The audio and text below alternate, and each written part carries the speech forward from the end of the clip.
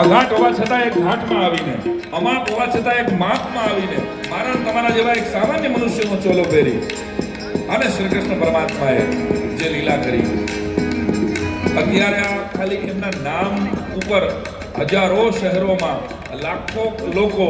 હજારો કથાકારોને અલગ અલગ જ્ઞાતિના, અલગ અલગ રાજ્યના, અલગ અલગ ભાષાના ભારતભરની અંદર કથા સાંભળે છે શ્રદ્ધાપૂર્વક. વિચાર તો કરો, 5,500 વર્ષ પછી જેના નામ ઉપર આવડી જમાવટ છે, તો જ્યારે એ હશે ત્યારે કેવી જમાવટ હશે મારા વાલા. એનું